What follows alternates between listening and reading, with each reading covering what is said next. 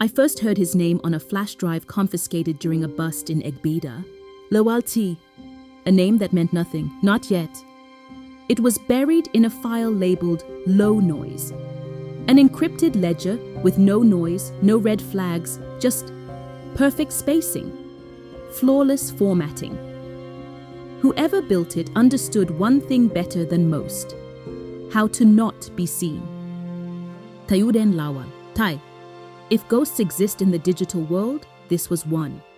And it started, as all good stories do, in the chaos. Ajegunle, Lagos, meet those meets.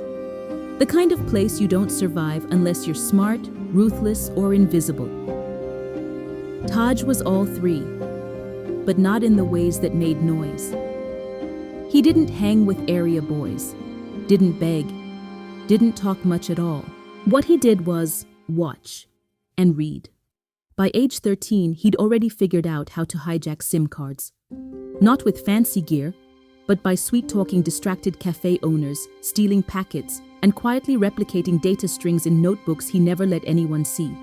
His mother ran a tailoring shop. Mama Lawal, kind eyes, strong back.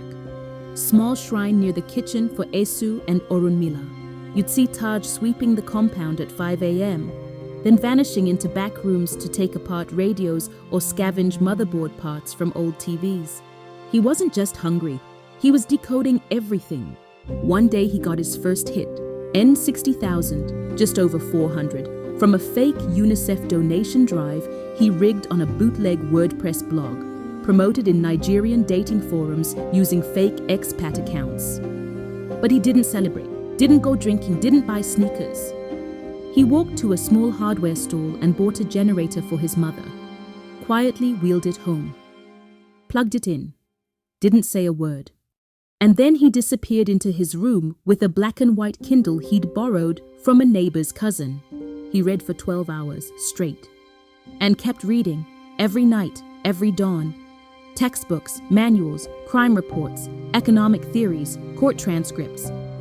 He downloaded PDFs like they were currency, and to him, they were. By 16, he had mapped out the behavioral triggers of 12 common scam victims based on chat logs. By 17, he'd memorized legal loopholes in 5 countries and built a burner email system that bounced through Kenya, Germany, and Indonesia. And by 18, he had crafted a new name, a new self. Daye, short, sharp, clean. That's when Lagos noticed him. But not in the way they noticed fraudsters. No. Taj didn't wear Gucci slides or throw wads in clubs. He wore custom-cut linen, earthy colors, and never used the same watch twice. Fashion bloggers began whispering about a new label. House of Taj, Minimalist Lagos Brilliance, a ghost designer with global taste. I remember the first time I saw his name in the wild. It was on a digital flyer for a startup bootcamp. Clean layout, anonymous funder. The name at the bottom? Cypher Tech Capital, a ghost company investing real money into real companies. And behind it, according to a whispered payment trail, was Taj Lawal.